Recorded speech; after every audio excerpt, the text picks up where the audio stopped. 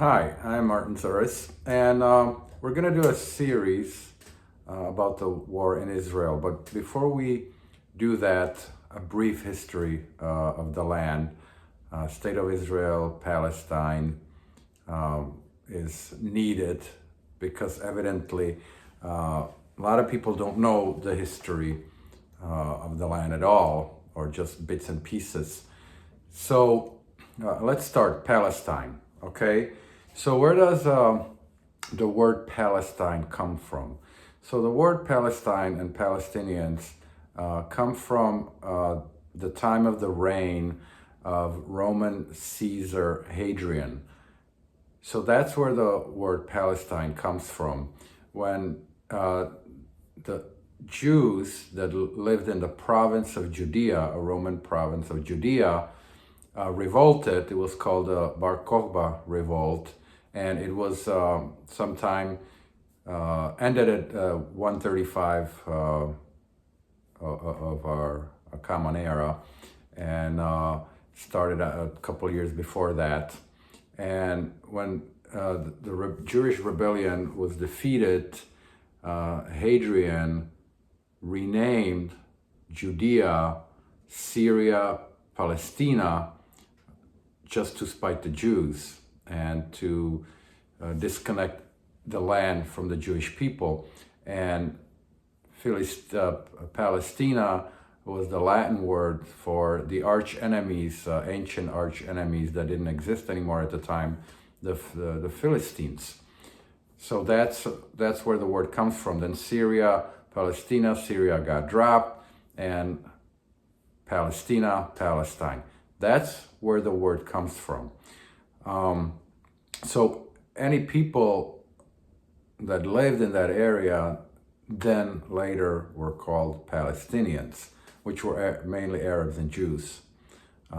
Mainly Jews, and then the Arab conquest in the 600s is when the Arabs moved in. But Hadrian also renamed Jerusalem, which he destroyed, and it was destroyed 70 AD during another revolt of the Jewish people against the Roman Empire. Renamed the city Aelia Capitolina, and on the Temple Mount, when where used to stand the Second Temple, Jewish Second Temple, which was destroyed in 70 AD, he built a temple for Jupiter. So that's where the word Palestine and Palestinians come from. So there really are no Palestinian people. It is different people living in a land that was renamed by one person, a Roman Emperor, Hadrian. But let's go even further in history. So whose land is it? Who's got a claim to the land? So the Jewish presence goes back about 4,000 years when Abraham moved in from the east, and who's the father of nations. And of course, he's the patriarch of the Jewish people through Isaac, and the Arabs through Ishmael. So Abraham came into the land.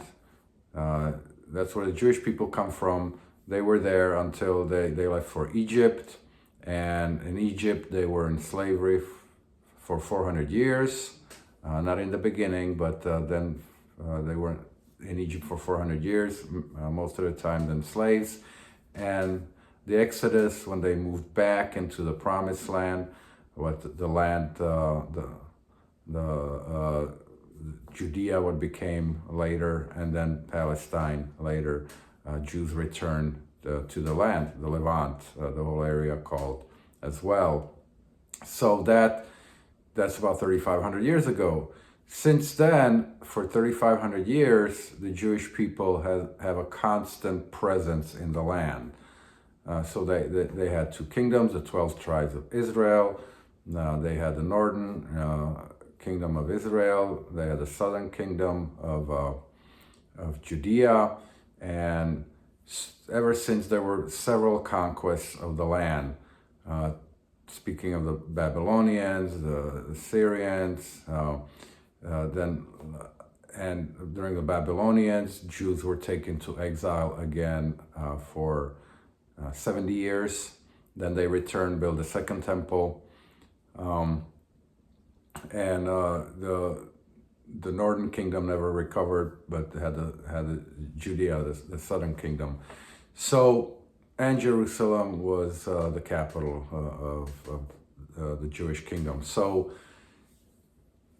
the Romans then, when the Romans conquered Judea, then they put Herod as a king of Judean province.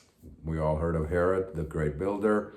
Expanded the second temple, did a lot of buildings, Herodium and Caesarea, and did all kinds of very, till today, great buildings. Even one Jewish archaeologist said that he was a crazy builder. Where there was a hill, he leveled it. Where there was no hill, he built it. So we have a lot of archaeological evidence of that time. So, but the Romans ruled Judea before 70, a couple of years before the year 70, is when the Jews revolted against the Roman Empire. And at the time, Nero was a Caesar, and he sent one of his generals, Vespasian, to suppress the revolt. He pretty much suppressed the revolt in the north. Jerusalem was still holding off the Romans.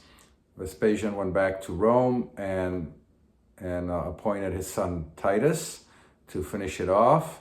Vespasian became Caesar, and Titus defeated Jerusalem, leveled it, killed tons of the inhabitants, and destroyed the second temple. You can see historical evidence of this when you go to Rome, and you go from the Colosseum, you go to the Roman Forum, and you see the arch, the Victory Arch of Titus.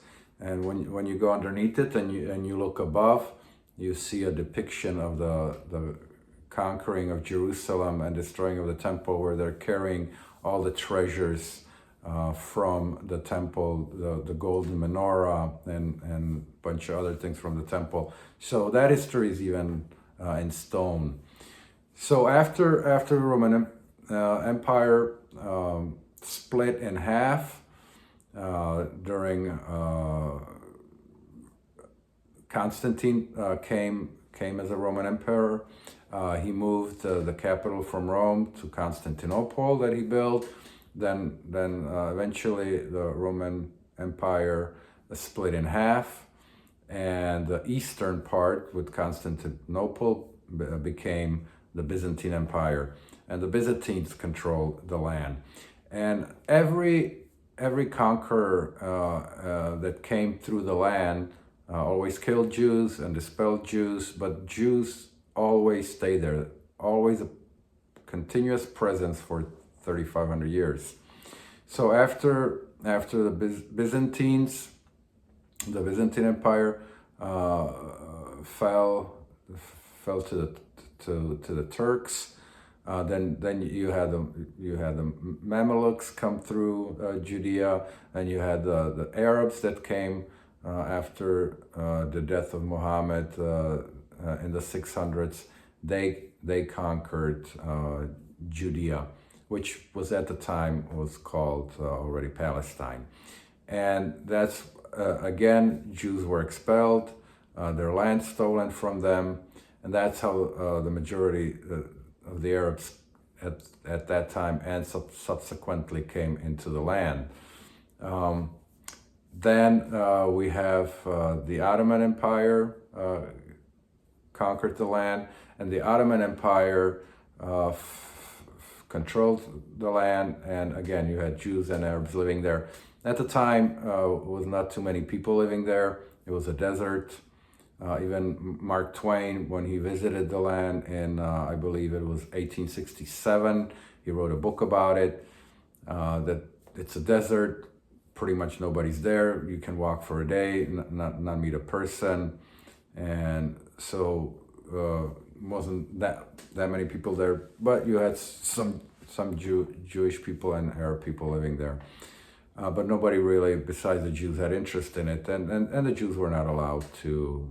They were dispersed mainly during the Roman occupation. The Jews were dispersed throughout the world, and then during the Arab conquest, the 600s, Jews were displaced and their land taken. So after World War I, when the Ottoman Empire fell apart, so you had a Balfour, it's called Balfour Declaration, 1917, which Great Britain, named after Balfour, was an agreement between that it was going to be between the Jewish representation and King Faisal, Arab representation.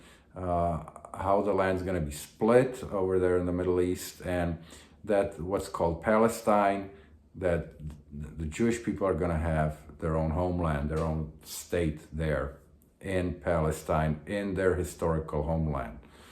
And so that was 1917. Then it was confirmed with the Treaty of Sèvres. Then you had a Treaty of San Remo. It was all confirmed that by the powers, the winning powers, World War I, that the Jewish people are going to have a home there, and the Arab people too. So it was the Palestinian Jews and Palestinian Arabs. So there really are no Palestinians. And what happened was, so after the defeat of the Ottoman Empire in First World War, the only thing that the Turks had remained was what's today Turkey. And the rest of the land, all the way south, was divided by mandate. The French had the north, and from ancient Judea, and Great Britain had it was called a mandate for British Mandate of Palestine. So, and that's where all these countries then, the French and the British just took the map and created all these countries that we know as Lebanon, Syria, Iraq, all these, Jordan, all these countries were created by Great Britain and France. So artificially. And in 1921, what happened, so the whole British Mandate of Palestine encompassed what today is the West Bank, Gaza, which West Bank is called because west of the Jordan River, historically it's Judea and Samaria, and Jordan. That was the British Mandate of Palestine. And that was supposed to be split between the Palestinian Arabs and the Palestinian Jews. And Jews were supposed to get pretty much their ancestral homeland going back during the Roman Empire and before the Roman Empire. They were supposed to get that. So what they were supposed to have is what today is Israel, and also east of the Jordan River, which is part of what today is Jordan. Well, what happened was that against all agreements, Winston Churchill, in 1921, I believe it was in 1921, he pretty much gave almost 80% of the British Mandate of Palestine to the Hashemite family. That land was called Transjordan, beyond Jordan, and he gave it to the Hashemites, to the Arabs. And it was as a reward for the Arabs supporting during World War I the British Empire against the Ottoman Empire. And the Hashemite family were pushed out of, they controlled Mecca and Medina, and they were pushed out by the Ibn Saud, by the Saudi family that took over. And so Winston Churchill gave that land to the Arabs. and now we had left only a little over 20% of the land that was originally. It was less than the Jews were supposed to get as their homeland. And so then in the 30s, there was an Arab revolt because Jews were migrating back from Europe to their ancestral homeland, and the Arabs revolted, and it was a big revolt. And as a consequence of the revolt, the British Empire made it's called a white paper, a declaration, and pretty much there they reneged on everything, on the Balfour Declaration. They reneged on the Treaty of Sèvres and the conference in San Remo.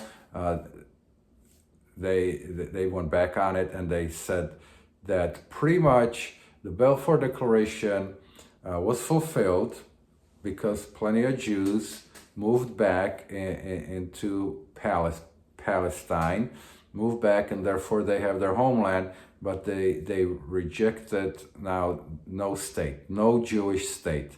That they called that within 10 years from the 1939 White Paper that there should be a Palestinian state that should be governed by Jews and Arabs living in that land. And they limited further immigration of Jews into the land because the Arabs didn't want them there. So that's what had that was 1939, then Second World War, the Holocaust, and then in 1947, after the war, of course, after the war, Jews were trying to migrate back from Europe. Britain was the one preventing them from doing so. And in 1947, the newly created United Nations made a resolution that the remaining part of the British Mandate of Palestine should be split between Palestinian Jews and Palestinian Arabs. So originally, the whole mandate was supposed to be split, which Arabs already got almost 80%, and now again they wanted to split the remaining 20 and something percent again between Arabs and Jews. So the Jews accepted the resolution, the Arabs rejected it, and the Jewish people declared the state of Israel in 1948, and what happened, the surrounding Arab states attacked Israel and the newly formed Israel. Syria, Lebanon, Jordan, Egypt just attacked Israel, and Israel prevailed in the war. However, Jordan, which it was before it was Transjordan, then it became Jordan, declared independence, and Jordan crossed the Jordan River and annexed, that's what they use the word, annexed the West Bank, what they call the West Bank, Judea, Samaria, and controlled it. And Egypt actually moved into Gaza and controlled Gaza. It's interesting that when Jordan controlled the West Bank, it was not called an occupation, and when Egypt controlled Gaza, it was not called an occupation. Then you had the 1967 Six-Day War. Again, the State of Israel fighting against surrounding Arab countries. Israel won and moved in, pushed Jordan out of the West Bank and pushed Egypt out of Gaza. Pretty much State of Israel, they were like,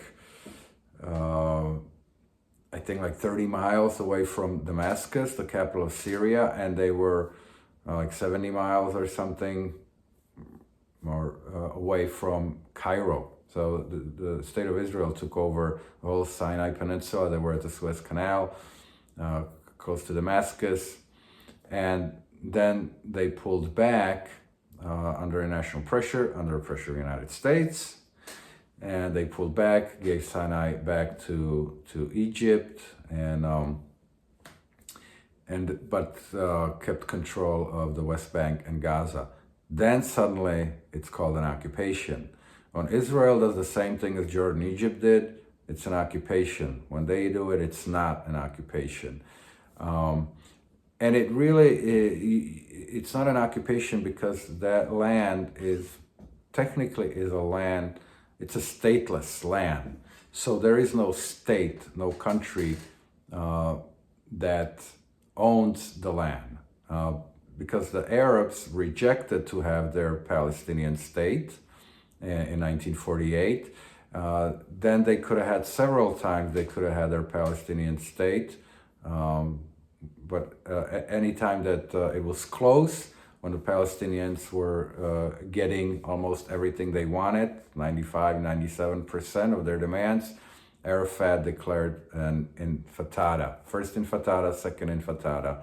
So the reason is that the Palestinians, the Palestinian Arabs, they don't want a Palestinian state because then they would have to live next to the state of Israel, next to the Jews, and they don't want any Jews living in the area. They don't want a state of Israel. That's why the chant of the Palestinians is from the river to the sea, Palestine will be free. Well, from the river, from the Jordan River to the Mediterranean Sea, Palestine will be free. Free from what? Free from Jews, free from the state of Israel. So the Palestinians don't want a Palestinian state. They want a Palestinian state without the existence of the Jewish state and the whole land, which then they would have 100% of the old British Mandate of Palestine after World War I, after the dissolution of the Ottoman Empire. But the Palestinian Arabs, they already have their state. They got their state in 1921, way before the Jews, and it is called Jordan. So this is it's a brief history of 3,500 years crammed together. It's the basics of it.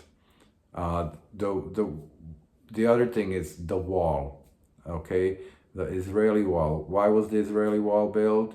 It was built because of the intifadas, where Palestinian Arabs were coming into Jerusalem and Jewish towns and blowing suicide bombers at a market, buses and everything. So it was a protection wall to be built to protect themselves from terrorist attacks.